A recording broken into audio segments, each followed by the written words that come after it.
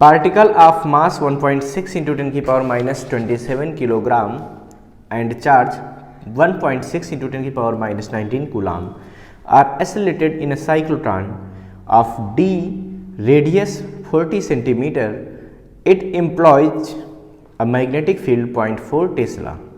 Find the kinetic energy in MeV of the particle beam imparted by the accelerator. Okay.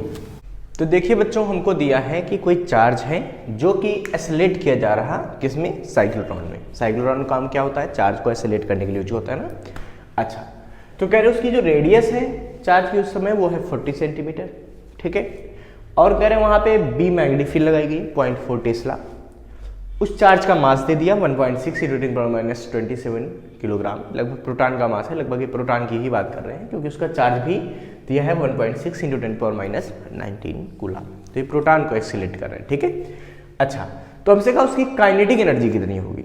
देखो बच्चों, जब कोई charge किसी magnetic field में एक्सीलरेट करता है, जैसे ये मैग्नेटिक फील्ड है, ठीक है, और यहाँ पे कोई चार्ज अगर एक्सीलरेट करता हुआ आता है, मतलब उसमें एक वेलोसिटी होती है, तो हमको पता है चार्ज का मोशन कैसा हो जाता है, सर्कुलर हो जाता है। तो उसकी एक रेडियस हो जाती है आर। वो आर रेडियस में, ऐसे अगर पॉजिटिव चार्ज है, ऐसे आया ये मैग्नेटिक फील्ड, या आने की डायरेक्शन चार्ज की, तो फोर्स का लगता है ऊपर, तो इस तरीके से फोर्स लगता हुआ उसको सर्कुलर कर देता है। तो ये सर्कुलर पाथ ले लेता है। इस सर्कुलर पाथ की रेडियस का फार्मूला क्या होता है बच्चों, ये होता है mv/qb। यानी कि अगर यहां से v निकालेंगे तो क्या निकलेगा बच्चों, ये निकलेगा r/m। ये तो वेलोसिटी आ गई। हमको यहां पे चाहिए बच्चों चार्ज की काइनेटिक एनर्जी। तो kinetic energy of the charge क्या होती है बच्चों, हाफ mv²। अगर मान ले m मास का चार्ज है, v वेलोसिटी से इंटर कर रहा है, तो उसकी काइनेटिक एनर्जी क्या होती है, हाफ mv²। तो v की वैल्यू ये वाली पुट कर देंगे। पुट करेंगे तो क्या आएगा बच्चों, ये आएगा काइनेटिक एनर्जी बराबर हाफ m और v²। तो v की वैल्यू क्या है बच्चों, r/m का होल स्क्वायर। इसको जब आप सॉल्व करोगे तो ये आएगा half mv/m r² q² b²/m²। ये m से m कटेगा, तो काइनेटिक एनर्जी यहां से आ जाएगी बच्चों, ये आएगी r² q² b²/m × 2। ये काइनेटिक एनर्जी का फार्मूला आ गया जो हमको यहाँ पे यूज करना है, क्योंकि हमको R पता है, Q पता है, B पता है। देखो R, Q और B और M सब पता है, तो ये सारी चीजें यूज कर लेंगे, ठीक है। ये काइनेटिक एनर्जी निकल आएगी। तो कैसे निकालेंगे बच्चों, पहला काम होगा हम R को कन्वर्ट करेंगे सेंटीमीटर को मीटर में, क्या आएगा 0.4 मीटर, ठीक है। बाकी सब सही है यूनिट, क्योंकि अभी आंसर जूल में निकालना है, तो MKS का यूज कर रहे हैं ना, इसलिए सेंटीमीटर को मीटर में कन्वर्ट करेंगे। अब बच्चों काइनेटिक एनर्जी कितनी आने वाली, जरा बताओ मुझे। ये आएगी r²। R कितना है 0.4, तो 0.4,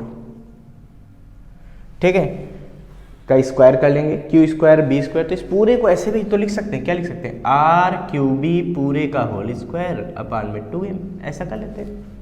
तो R की वैल्यू रखी, Q की वैल्यू रखो। Q की वैल्यू है 1.6 10⁻⁻19, ठीक है। और क्या है B की वैल्यू रखो भाई 0.4, इस पूरे का होल स्क्वायर अपान में कितना आएगा 2m। m की वैल्यू 1.6 × 10⁻⁻27।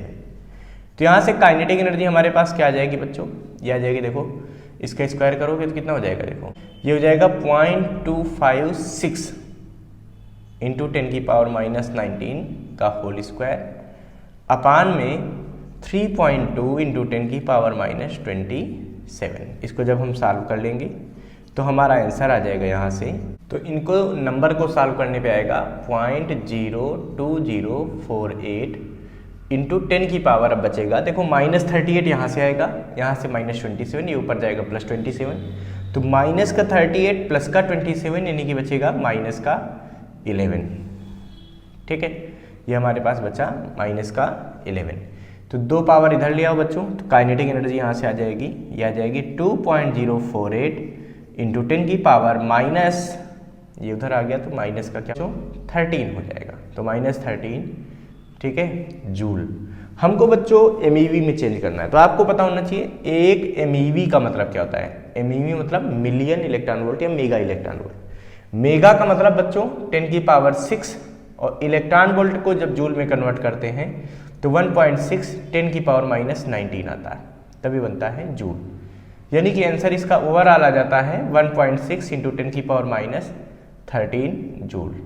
ये 1 MeV आ जाता है। क्या आ जाता है? 1 MeV।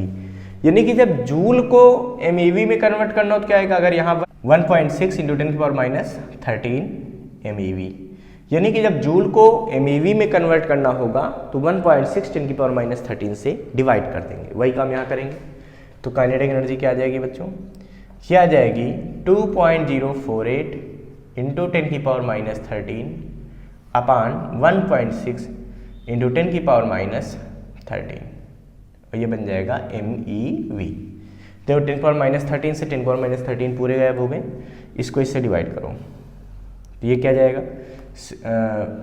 1.6 से इसको डिवाइड करेंगे, समझो 16 से इसको डिवाइड कर ले, फिर पॉइंट लगा लेंगे अपने हिसाब से। तो ये बचेगा बच्चों 1 पॉइंट गया 1 पॉइंट। अब फिर देखो यहाँ बचेगा भाई 16 डिवाइड करो 20 में तो 4 आएगा, 4 पर 4 यानी कि हो जाएगा 2 टाइम जाएगा 32, तो बचेगा 12128 यानी कि 8 टाइम्स। तो 1.28 MeV। तो काइनेटिक एनर्जी कितनी आ जाएगी? 1.28 MeV। ये हमारा आंसर हो जाएगा। यानी कि जो काइनेटिक एनर्जी है चार्ज पार्टिकल की वो क्या है? 1.28 MeV। इसको फटाफट नोट कर लीजिए बच्चों।